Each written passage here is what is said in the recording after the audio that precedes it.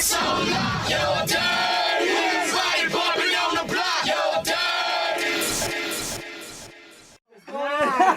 God, I'm busting Jesus Christ. PreMadonna's in the building, man. Now a lot of people know you from you were recently on Love and Hip Hop Atlanta, Right. making sure all the girls. What actually do you do? You're an entrepreneur, originally from Miami. No, Okay. I am a waist-preneur. Waist-preneur. Okay. Yeah, Okay. what that means is none of my talent goes to waste. You know, I can shape your waist. One moment I'm gonna be, I'm rapping. The next moment I'm acting. A waist-preneur. Okay. Okay. You take your opportunities when it comes. Now, a lot of people do know you mostly from the waist trainers, though. Of course. So, in our group chat, I think I told you I was like when we announced that you was gonna be on the show in our group chat, it was like, oh, she invented the waist shaper. I'm kind of a nerd. I'm the nerd of the group. The young one said that. Right. So the young one said it. yeah, Tone said. Well, and I was like, listen, bro. I had to come in and chime in on my knowledge. And be like, listen, waist shapers have been around. They've been named different things, but they've done the same thing. right. I haven't invented the waist shaper, but I've invented that term. You wasn't calling a waist trainer, or you wasn't calling a corset, a girdle, a faja, a waist shaper, or a waist trainer 2 years ago. It was called the girdle, corset, faja, or something for my stomach. So the term waist trainer, I got raised to that term. Waist shaper would probably be you because waist training was around. Yeah, waist shaper. Waist shaper. No, but no. A waist They wasn't even calling it. They was not now. calling it a waist trainer. Yes, they were for men. It was a workout thing. They had waist trainers out for a long time, but waist shaper I never heard till I heard you. I can pull it up. Okay, nerd. Damn right. Damn right. You win. We just gonna let you win. But reality is the whole. It's not a waist war today. Yeah, the waist shaper, waist trainer, waist shaper, waist trainer was That's something right, that you pretty much branded and you took your career off and took your brand off to another level. Where a lot of people start actually that probably wasn't in that particular business decided to get in that business because you popped it off. Yeah, of course. I mean, it's like you see a little girl from the hood and everybody like, hey, if you see the people on the side of the street selling Krispy Kreme donuts, all of a sudden you want to sell the donuts because you see everybody buying them. But you don't understand that person got fresh donuts and you just going to get some and make a profit. Yeah. Okay. There's a difference in the donuts. Okay. Well, we're going to talk to Miss PreMadonna more in a minute. She got the original Krispy Kreme. She got it, man. She on fire with it. She got them on glazed chocolate and banana and strawberry. Flavors delicious. Hold on. Did you just I say got one. Oh, you chunky mother. No. Dirty Boys Hot 107.9, Atlanta's #1 hip hop station, man. This Model Mondays is being taken over by an entrepreneur. You know what I'm saying? A waist-preneur. Waist-preneur. She don't waste no nothing. She don't waste no time, no nothing, no opportunity. She don't waste nothing. But she is known for the waist shapers, man. Definitely out there, ATL. This idea or whatever, what kind of brought you to do it?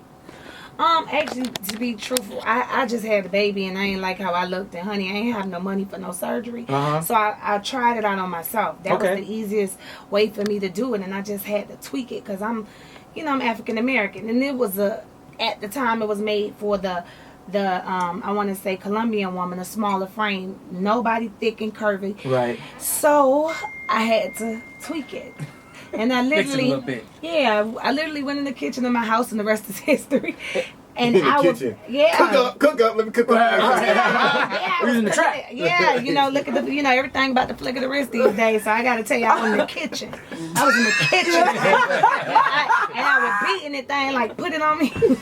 You know what? I can't give respect like black people, like our black culture, because we figure out everything, and it's so many kids and young people, like young black women, young black men, just kind of like just downplay themselves, like you can't figure it out, you can't be intelligent, you can't be this particular person you want to do. Like Black Lives Matter. We figure out everything. And then what's so crazy is the initial idea of a corset back in the day was to give the woman a curvy shape, like a silhouette. To give you that silhouette. To give you that curvy silhouette like the black woman. That was the whole idea of the corset. Exactly. And that's where, hey, man. I salute you. I mean, listen, any of y'all got kids? Yeah, I got So you seen your baby mama after she first had the baby, right? Yeah. In the stomach, just like a couple days. Bit, yeah, you get that snatch back by the week. Yeah. But the first couple I got lucky. I ain't really had a lot of control. I was being fast. I was scared. I was like, oh, I'm be out of control. I don't care what you're saying. That first day you had that baby, you looking at yourself like, oh, life is over. And you didn't know. So I had to come up with something so quick and smooth. And I mean, I went straight waist training 3 days after I had my son, and that's when I know, damn. Now let me. When I come back, because there's so many different types of waist shapers now. Right. But I want to talk to you more about which ones are designed for this, which ones are designed for that, because I see a couple of different women trying to do the same thing, and I see different ones, saying this one's saying that. So when we come back, I want to ask you about the different kinds. So ATL, keep it locked, man. It is Hot 179. Ladies, stay Hip Hop Station, man. We are interviewing Miss PreMadonna in the building right now. That's her IG as well. What is your webpage? Whatsthewaist.com. And what's the waist? Again, she does a lot of other stuff too, man. Music and the TV and all kinds of stuff, man. But because you did really get famous with the waist shapers, and now everyone's kind of doing it, there are different kinds. I see, like, for example, I see some girls that try to use the waist shaper to work out in, and I see some that just kind of wear them. Like, are there different kinds for different people? How does it work? We offer 6 different waist trainers. Okay. From the Waist Gang Society brand. Now, what everybody else is doing, I don't know. All the waist trainers serve different purposes. We have some that focus directly on your waist. Okay. We have some for people who have a bigger stomach and they need just to flatten their stomach. We have some for people who got a lot of back rolls. Right. It's just for the back fat garments. So there are so many garments. Fat garments. Yeah. Man. Got more cheese on the back. Get you a cheese burger, bro. Yeah, like, above, some girls got back fats, So we can just erase all of that. Right, I hear you. Hey, I'm asking because you know what? Honestly, you see a lot of them, and I'm trying to get the difference between yours and another company. No, not another company, but just in general. Because honestly, you're starting to see you see 1,000 spinoffs because originality is a lost art nowadays. But I'm asking you because you are the queen of it. What's the difference between mine and theirs? Yes. Just get to it. It's just like, what's the difference with buying a purse off the street from the hustle man and then going into the physical store? What's the difference? Agreed. Real. One is a knockoff. One is real. So I mean, you got some good knockoffs out there. Yeah, you got some real good knockoffs out here. And then, but you also know that a knockoff only lasts for so long. So eventually, you're gonna keep paying for the knockoff, and you should have just bought the original for $130 instead of spending $60 and $60. That's $120. I seen one advertisement. It was like 3:00 in the morning. You know how white people, they love taking black people stuff and making it better. It was $20. It was like, you wrap it around your waist, electric lights are gonna bust it to your abs. You know where you see that? At the CVS store. It was $19.99. I put it up on my Instagram. I ain't gonna lie. I was like, all you fat backed women. $19.99. Well, you know what, CVS, you need to call me, so we can make a deal and you get the PreMadonna brand aroma, because that $19.99 ain't gonna help them folks. Definitely. I don't think it's gonna help them either. Listen, it might take 19 years to lose that waist training if you wear $19.99. Though, because I'm just curious, like, so far as getting Kim Kardashian and all these big celebrities to wear it, how did you go about that? Did you reach out to them, or did you have to pay for that type of endorsement advertising? No. Look, I'm from the hood. Y'all understand, when I first started my business, I didn't have any funds to pay anybody. And first of all, when I first started, I wasn't as business savvy as I am today. So therefore, I wouldn't even understood if you told me to pay you to wear something that I'm selling. I would have just kept hustling. So what happened was, when I first started 2 years ago, everybody was just like, her body, because I was literally engulfed in this lifestyle, just all about my waist training. That was the only marketing I had, was myself. So I would be in clubs, I would be everywhere, and you would just stop me and say, what the hell, her waist? And that's how it happened with Chloe. It actually happened with Chloe first, and she was like, how did you get your waist like that? Right. Like, so she contacted you? Yeah.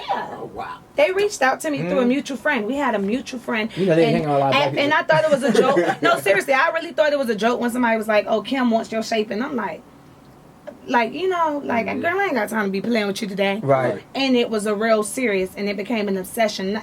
It's with anybody of power, or just any woman, period. If you get the product, you're going to be obsessed. Right. If you like what it does for you, you're going to be obsessed. You're going to talk about it. You're going to tweet. You're going to post about it. It's just, and plus it made you look good. And, right. You got a great product, and you just... Yeah, great quality. And that's why I asked the question. I wasn't dancing around it. I wanted to ask the question because I wanted people to know. I'm being honest with you. Yeah. I want people to know like there's a difference between buying the lookalike versus buying the high quality stuff. It's really a difference because a lot of people sell waist trainers for $29, $30, and it costs way more than that just for us to make a waist trainer. We give out the best quality. It's just like when people ask questions, well, why do you gotta wear Louboutin or Gucci or whatever it is that people like to wear that's fly, and why don't you just go to the mall and wear this or wear that? It's the quality. You get you certain things from Gucci. You have it for 10, 9 years. I know my mama had a Gucci purse since I was a little baby. She still got the purse. Louis so it's the quality. It's the quality. Gucci. And that's something I wanted to do. I just didn't put in bull. I didn't want to put bull crap out there. Yeah, it's almost like so quality like the merchandise radio show versus do it. Quality because it's a lot of things that it takes not only with the quality but to make these things. Like we have a factory in Colombia. Number one, thanks to God, of course. So that's how we put God into the equation in the waist trainers, and then we put our stitching together. Get you a little Jesus waist. Yeah. Hey, you see how people like this? Hot 107 waist holding 9. Tonight's so long, you're dirty.